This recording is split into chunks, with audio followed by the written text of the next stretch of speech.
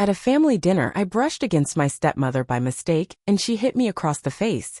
We were all having dinner when I accidentally brushed against my stepmother. Without warning, she smacked me hard across the face right in front of my dad and snapped, "You're just like your mother." My father sat there frozen silent while the whole room just stared.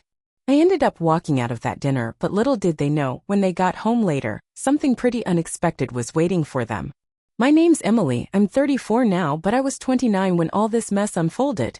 I live up in Denver, work in the publishing world, and honestly, I do my best to keep my distance from my family whenever possible. Before that night, I hadn't been back home in well over a year. My relationship with my dad, Daniel, has always been, well, civil on the outside, but underneath it's been nothing but uncomfortable. We'd exchange a quick call on holidays or shoot each other a birthday text once in a while, but that was about it. Truth is, I've never really been able to forgive him for everything that happened after my mom passed. She died when I was 16, ovarian cancer took her. It was long, brutal, and downright heartbreaking. Looking back now, I understand my dad's grief a lot more than I did back then. But what I still can't fully wrap my head around is how he brought Vanessa into our lives so fast. She was an old colleague of his, worked as a financial consultant. Polished, calculating, always impeccably put together. She didn't just move in, she slowly took over everything, like it had been her plan all along. First, little things, rearranging the kitchen, repainting rooms, switching out furniture. And then it got bigger. She started deciding where I should apply for college, what I ought to major in, even how I should act if I wanted to be seen as a proper young woman. At first, I made an effort. I really did. I tried to find some common ground with her. But it became crystal clear pretty fast that I wasn't part of whatever future she had in mind. She said I was difficult, moody, disrespectful. She even claimed my mother had coddled me too much. Whenever I stood up for myself, she'd run to my dad and tell him I needed therapy, that I was grieving the wrong way. And my dad? He never once stood up for me. So eventually I left. I got myself into a state university on a scholarship and moved 6 hours away into a dorm room. I kept myself busy, built a life for myself, and tried my hardest not to dwell on the past too much. But this dinner? This was supposed to be something special, a birthday party for my dad's big 60th. A real milestone. I figured maybe, just for one night, we could fake it and act like a real family again. The restaurant was one of those trendy places downtown along South Congress, with fancy cocktails and weird decorations like moss glued to the walls. We had most of the private dining room to ourselves. The atmosphere was thick with stiff, forced politeness. I found myself sitting near the far end of the table next to Lily, Vanessa's daughter from a previous marriage. Lily's about 5 years younger than me, and growing up, we barely tolerated each other. Whether it was intentional or not, it always felt like we were being pitted against one another. Lily was the golden girl. She got the extra desserts, the warm hugs, and actually called Vanessa Mom. Meanwhile, I was the outsider who refused to fall in line. But that night, something about her seemed different. She looked tired. Maybe even a little anxious. When she smiled at me, there was a softness there, something close to understanding. It was about halfway through dinner when it all went sideways. I got up to head to the bathroom, and on my way back, I had to dodge a waiter carrying a tray piled high with food. In doing so, I barely bumped Vanessa's chair. It wasn't even a real bump. No wine spilled, no dramatic scene. It was just enough for her to feel it.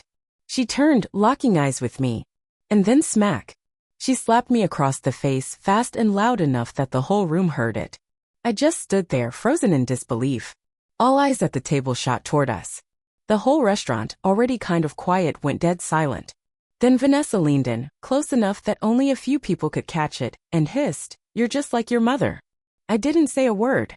I just looked over at my dad. He didn't look back. He just stared down at his mashed potatoes like they had all the answers to the universe written inside them. I waited. For something. Anything. But nothing came. Not a word. Not even the slightest hint that he realized something huge had just happened in front of everyone, including half of downtown Austin. So I turned around and left. I didn't cry in my car. I didn't yell or call a friend. I just drove back to the Airbnb I'd rented, still wearing my coat, and sat on the edge of the bed, staring at the floor while the city buzzed outside the window. Something inside me gave out. It wasn't loud or dramatic. It was quiet. Like when the last fragile thread on an old sweater finally snaps. I pulled out my laptop and just started typing. At first, it was just a way to vent. It felt like writing a private journal entry.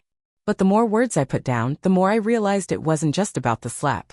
It was about everything. Years and years of swallowing my hurt. The way Vanessa had rewritten our family's story while my dad sat back and watched. The way I'd been made to feel like I was the one who was broken all along. So I posted it. Not under my real name, of course. I shared it on a subreddit I'd been lurking in for years r/raised by narcissists. I made sure to use fake names. I laid it all out, the slap, the dinner, and all the painful history leading up to that night. Honestly, I figured maybe a handful of people would stumble across it. Maybe someone would comment something like, "Hey, you're not crazy." Instead, it blew up. Thousands of upvotes poured in. Hundreds of comments. So many strangers stepping forward to share their own stories, offering me validation I'd never realized I needed. They told me they believed me. That I wasn't being dramatic. That keeping quiet for all those years had been my way of surviving, not a weakness. And then Lily messaged me. Her message was short, but it stopped me in my tracks. "Emily, I read your post. I know it's you. And I believe every word. Can we meet?" We ended up meeting the next morning at a tiny cafe near Book People downtown. Honestly, I was dreading it. I had no idea what she was going to say. But when she walked through the door, she wasn't the Lily I remembered. No makeup, wearing a hoodie, none of that polished, picture-perfect Vanessa sheen. She looked exhausted, like she hadn't slept a wink. And then she started talking. And what she said, it completely caught me off guard. She told me she'd always had this nagging feeling that something wasn't quite right growing up. That Vanessa treated her differently when no one was looking. That she'd overheard conversations that didn't make sense at the time. That she often felt isolated, manipulated, kept on a short leash. She said the slap at dinner? That was her breaking point too. Lily looked me straight in the eye and said, "I didn't know the full extent of what she was doing to you." Not really. But after that night, there's no denying it anymore. She showed everyone exactly who she is. That's when we started plotting. It wasn't about revenge, it wasn't about getting even. It was about finally putting the truth out there. While they were still out, probably buzzing from wine and dessert, thinking they'd come home to a quiet house, we were already there. Lily and me. And a folder. Inside that folder? Everything. Printed screenshots of Vanessa's old texts. Photos I had tucked away for years from an old Dropbox account. Pictures of her cornering me in the kitchen, jabbing her finger at my face while I tried not to cry. Letters from my mom I had found tucked deep inside a jewelry box after she passed away. Handwritten words, final thoughts about Vanessa, about how uneasy she made her feel. There were even records, cold, hard evidence, showing Vanessa had been involved with my dad before my mom even passed. It was all there, black and white, no spin. The living room that night was buzzing, you could almost feel the electricity in the air. I'll stop here for a second just to set the scene. My dad stood frozen at the doorway, his keys still dangling from his fingers as he stared at me sitting calmly on the couch with that folder spread wide across the coffee table. Vanessa came in right after him, mid-sentence, still riding high on whatever twisted version of the dinner she'd been feeding him in the car. But when she caught sight of me and Lily standing firm right beside me, she froze. The silence that followed wasn't like the silence at the restaurant. No, this was different. This silence was heavy. It wrapped around us, thick and suffocating, like it wanted to squeeze the air from the room. "What's all this?" my dad asked after a beat, slowly setting his keys down on the table. Vanessa's face changed before he even made it halfway to the coffee table. She knew. She always knew. That was the thing about Vanessa, she was never truly caught off guard. But this time, I caught the slightest flicker of something behind her perfect mask. It wasn't panic. It wasn't guilt. It was calculation. You could almost see her working out what story she was going to tell next. Lily was the one who broke the silence. Her voice wasn't trembling exactly, but it wasn't steady either. "Dad, you need to look at what's in that folder," she said.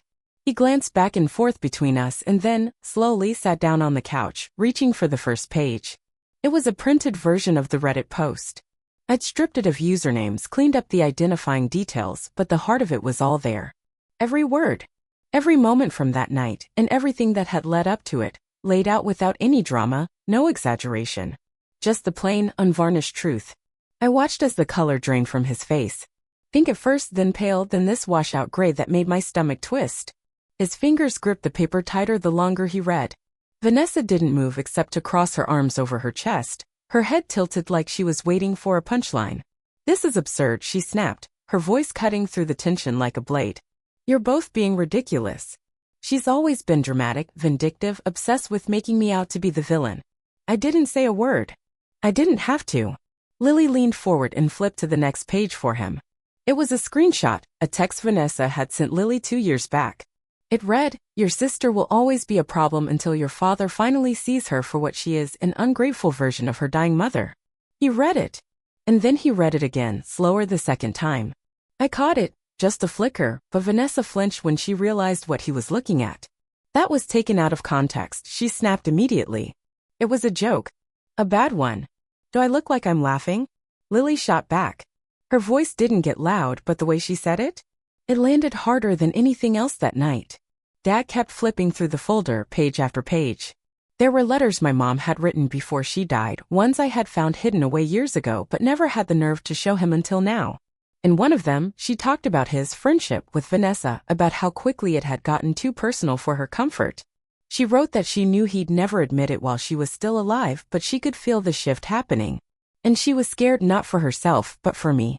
There it was. Her handwriting. Her words. Her warnings. Dad finally closed the folder. For a long moment, he just sat there, not saying a word. Vanessa, sensing his hesitation, pounced on the silence like it was her second chance. "Daniel, she's poisoning you," she said, waving a hand in my direction like I was some toxic gas cloud. "She's been twisting everything for years. And what, you think it's just a coincidence that she pops back up now, right around your birthday, folder in hand, full of lies? She's manipulating you." Lily didn't even blink. "She didn't slap herself, Vanessa," she said, her voice steady and cold. Vanessa's eyes narrowed sharply. "You're just siding with her because you've always been jealous," she hissed. "Don't think I didn't notice how cold you've gotten lately. It happened fast, that sudden shift I knew too well." Vanessa flipping from defense to offense, trying to make Lily second-guess herself, trying to pull her back into her orbit. It had worked before. So many times before. But not this time. I watched Lily's jaw tighten, her whole face harden. "That night," Lily said, her voice low but cutting, "was the first time I saw who you really are. The way you looked at her. The way you talked to her. You slapped her in front of everyone and acted like she deserved it. Then she turned to Dad. And you just sat there. Like it was normal." Still, my dad didn't say a word. He was just staring into space, jaw tight, breathing slow and shallow. Finally, after what felt like forever, he stood up. He didn't look at me. He didn't even look at Lily. He looked straight at Vanessa. When he spoke, his voice was soft, but it carried a kind of calm finality that made my stomach flip.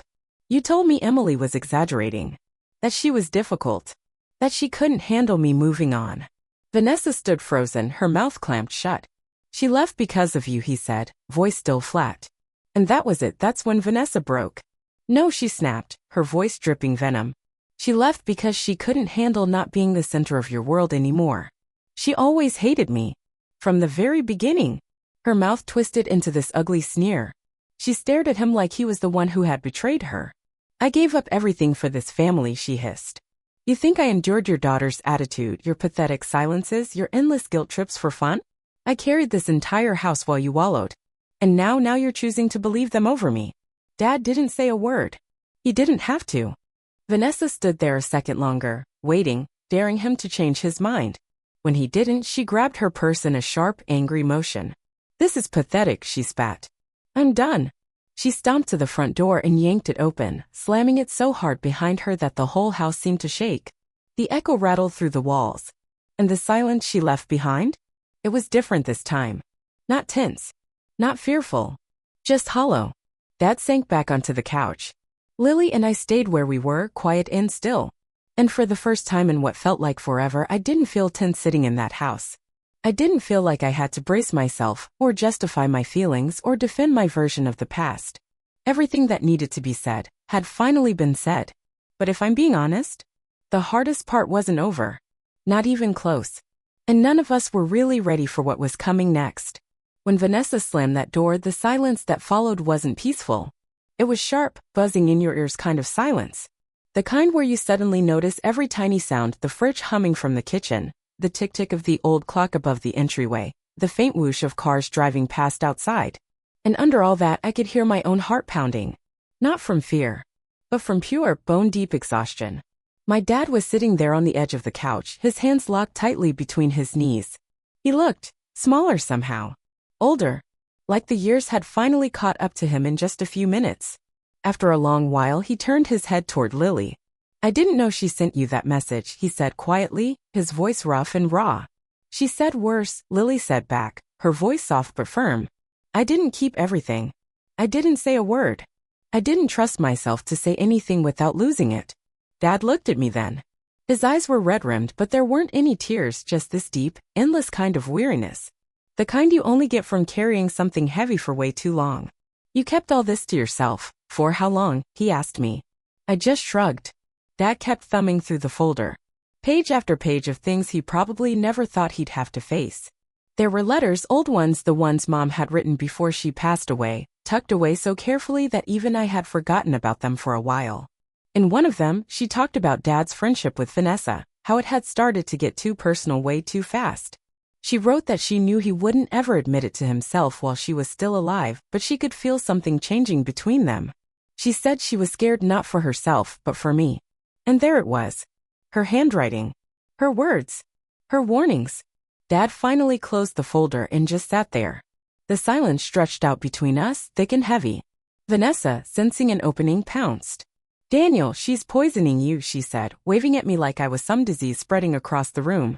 She's been hanging onto these twisted memories for years. And now she shows up conveniently for your birthday with this folder full of lies? You can't see she's manipulating you. Lily didn't even flinch. She didn't slap herself, Vanessa, she said flatly. Vanessa's eyes snapped to Lily, narrowing dangerously.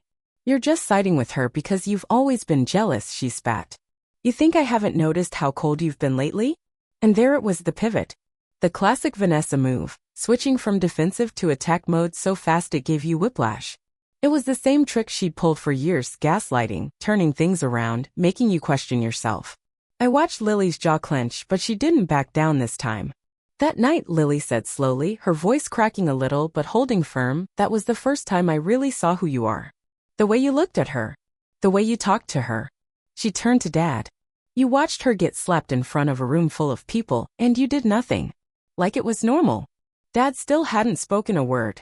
He just sat there staring into the middle distance, his jaw locked, breathing shallow and slow. Finally, after what felt like an eternity, he stood up. He didn't meet my eyes. He didn't look at Lily either.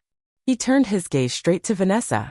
And when he spoke, his voice was quiet, but there was something in it that made the room feel like it shifted. You told me Emily was exaggerating, he said. That she was difficult. That she just couldn't handle me moving on. Vanessa stood there, rigid, her lips pressed into a tight line. She left because of you, he said, the words like stones falling between them. That's when Vanessa finally broke. No, she spat. She left because she couldn't stand not being the center of your world anymore. She hated me from the beginning. You think I didn't notice? Her face twisted in anger, looking at Dad like he was the traitor. I gave everything to this family, she snarled. You think putting up with your daughter's tantrums, your moody silences, your pathetic guilt trips was easy? I kept this house running while you moped around. And now you're choosing them over me. Dad didn't respond. He didn't argue. He didn't try to defend himself or her. And when the silence stretched too long, Vanessa grabbed her purse off the side table in one sharp motion. This is pathetic, she hissed. I'm done. She marched to the front door and slammed it so hard that the whole house seemed to rattle on its foundation. The silence she left behind was different this time. It wasn't scary or heavy like before. It was empty. Hollow. Dad dropped back down onto the couch, shoulders slumped. Lily and I stayed exactly where we were, not speaking. For the first time in years, I didn't feel like I needed to armor up just to sit in that house. I didn't feel like I was about to be attacked or gaslit. Everything that needed to be said had finally been dragged out into the light. But even though the battle was over, a bigger, heavier truth was settling in. The hardest part hadn't even started yet. After Vanessa slammed the door behind her, the silence that filled the house wasn't peaceful, not even close. It was sharp, buzzing in your ears kind of silence. The kind where you suddenly become hyper-aware of every tiny sound around you. The low hum of the fridge in the kitchen, the ticking of the old clock in the entryway, the distant cars passing on the street outside. And underneath it all, my heart was pounding. Not from fear, but from pure worn-out exhaustion. Dad sat there hunched forward, elbows on his knees, his hands twisted together like he was physically holding himself together. He looked smaller somehow. Older. Like the weight of everything had finally caught up to him in just a few brutal minutes. After a long while he finally said something. His voice was so rough and soft I almost missed it. "I didn't know she said those things to you," he told Lily. "She said worse," Lily answered. "I didn't save all of it." I stayed silent. I didn't trust myself to speak without the anger boiling over. Dad finally turned to look at me. His eyes were rimmed red, no tears, just this deep, gutting weariness. The kind you carry when you've been lying to yourself for far too long. "You held all this inside. For how long?" he asked me, his voice barely more than a whisper. I shrugged. I honestly didn't even know anymore. "I hope it sticks," I said, but neither of us really said much after that. Still, I knew exactly what he was thinking. The laughter we'd once shared, it hadn't stuck around. It had evaporated over the years, swallowed up by all the heavy silence that followed Mom's death. "I think I forgot who I was after she died," Dad finally said. "I was scared. I was lonely. And when Vanessa came along, she filled the empty space so fast I didn't even question it." "I know," I told him gently. "But knowing doesn't make it okay." "No," he agreed, nodding slowly. "It doesn't." Then he looked up and met my eyes. "I'm sorry," he said. And even though those two words didn't magically fix the mess we were sitting in, they were a start. We still hadn't heard a word from Vanessa. No calls. No emails. No knocking at the door. Not that I expected her to reach out. Vanessa wasn't the type to come back unless she had a carefully constructed plan in place, and deep down, I had this feeling we hadn't seen the last of her. I just didn't know when. About a week after the night everything blew up, things finally started to settle a little.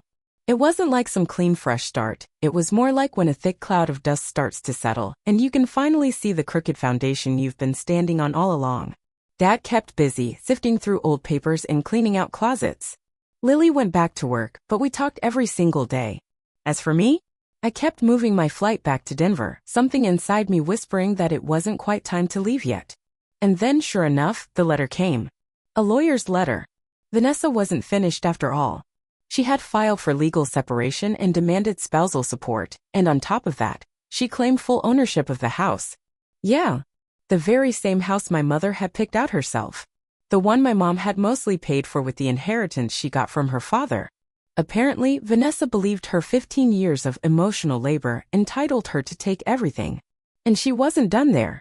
She also demanded several personal items from the house, including, of all things, a collection of antique teacups that had belonged to my mom's grandmother.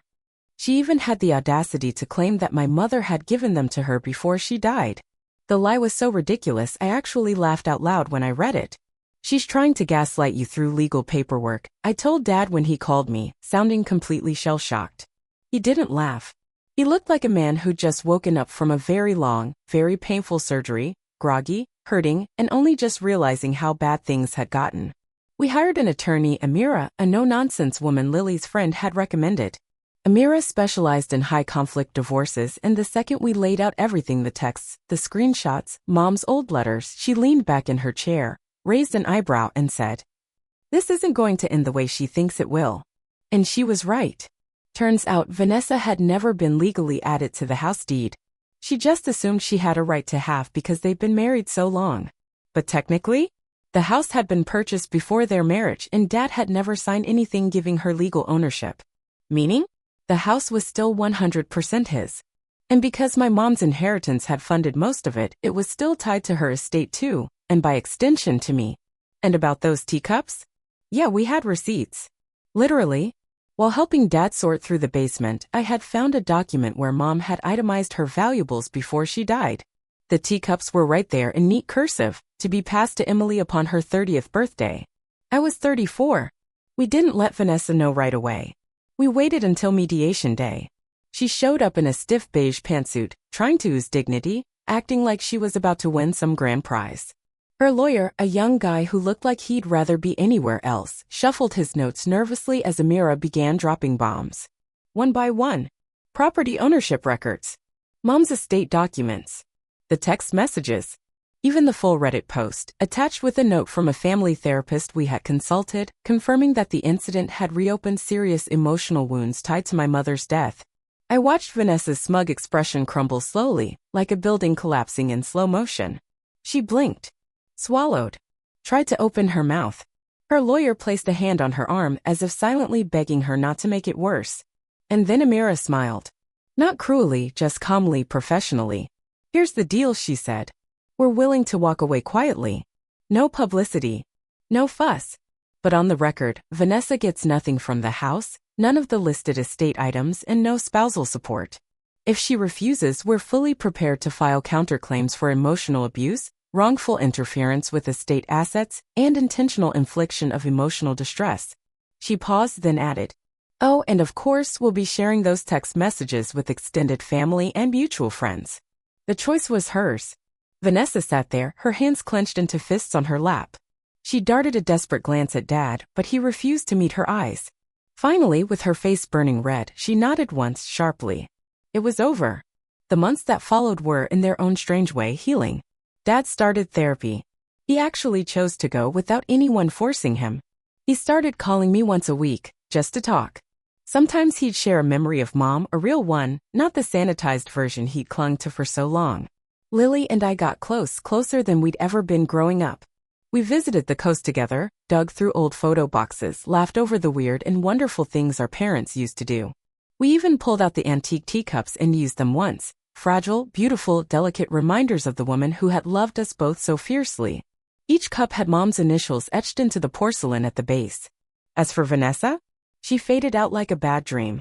We heard she moved to a small condo out in Cedar Park. She tried reaching out to distant relatives to spin her version of events, but it didn't really matter anymore. Too many people had already seen the truth. The silence that once shielded her had turned into isolation. And the house? Dad made one final decision that shocked me. He signed over half of it to me. "It's what your mother would have wanted," he said quietly. "It's what I should have done a long time ago." We didn't celebrate. No fireworks.